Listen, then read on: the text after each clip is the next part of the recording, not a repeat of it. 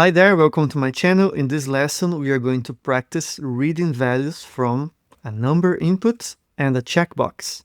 I'm going to discuss a couple of properties and give some tips regarding these controls. This is part of a complete course. I left the link in the pinned comments, but without further ado, let's go to the lesson. Welcome back. In the previous lesson, we saw how to read inputs from a text control.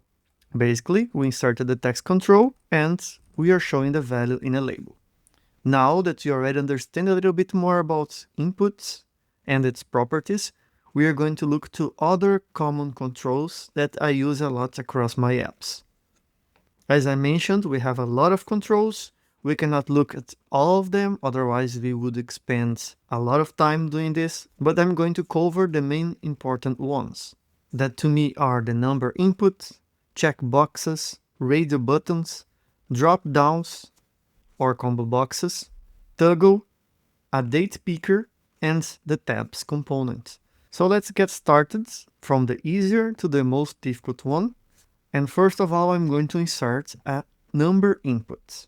I'm going to create here in this second half of the screen, like a form, or I'm going to add in one after the other so we can see them in action. First of all, I'm going to insert a text that's just going to be a label for the input. So basically I want to collect the age of this person.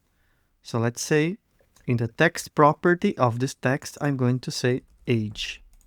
And then I'm going to put the number input close to it. So let's go to insert. Here we expand the input and then we have number input. The number input looks very similar to the text input, but once we play and we type to add text to it, if we click outside, once it detects the change, it clears the text. But if I put a number and then click outside, the number stays. If I put text characters and I click out of it, then that also disappears. So it has this validation already in place. And I can go up and down with a click changing the value. And this is of course configurable. As we saw previously, if I click in any control and I expand the properties pane, I can put a minimum value, a maximum value, I can also set it, and the step value. So let's say I want to increment 10 at a time. So I change to 10. And now if I play, I can increment or decrement 10 by 10. And I cannot go over the maximum and I cannot go below the minimum. But how do I use this number for something? Let's see how to read this number. Even though it looks like a text input, the way to read it is a little different. So let's insert a text and I will put here in the sides just to show what is the number the user inserted here in this number input. First, I'm going to rename it NMB, that means number, just to give some pattern to my app. It's very important. And then age. And now here in the text property of this text, well, we should also rename it as a good practice, but since here is a quicker lesson just to demonstrate how to read from the controls, I'm not renaming all the controls. But when we build apps, then I usually do it so it's easier to understand and to find controls. So here in the text property, I want to get the NMB age. That's that input I just inserted and renamed, dot, and now we have the value property. Because it's a number input, the output is already a number. If I highlight the formula, I can see that the data type is a number, different from the text input that if I highlight, even though it's dot value, the data type is a text. So this already provides a number as an output. So that was very easy. I could use this in other scenarios in the app. For example, I could insert something and make the width, the height, the position based on this value, just for you to understand another application. For example, I'm going to insert here, let's see, in the display tab, we have avatar.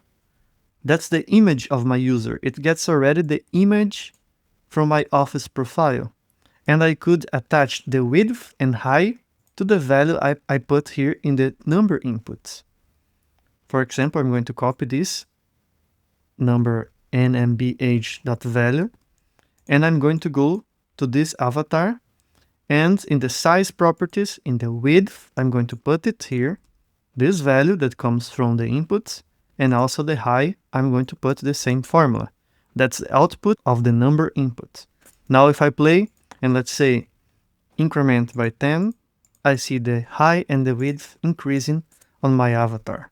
Well, that's just to demonstrate that I can use inputs in other areas of the app in the formulas. Of course, that doesn't make any sense, incrementing the picture based on the age, but you got the point. This was the first input, and notice that once I type 90, it doesn't reflect yet. I need to click outside. That's still a limitation to the number inputs, and in this moment that I'm recording, we don't have that property that we have in the text inputs. That's the trigger output. It doesn't trigger the output once I type, as here in the text. See, once I type, it already reflects in the text here. In this case, I need to click outside to make it reflect. Or if I click this in the arrow, then it triggers already. That's a limitation. Sometimes it's very boring, but it is what it is. Now let's go to the second control, the checkbox. The checkbox is that one that we can mark checked or unchecked. And it's very good for the user to reply to select if they want something or not, for example, or if they agree or not. Something that you can save as yes or no. So I'm going to insert in the input again, we have checkbox. Now I'm going to put this here.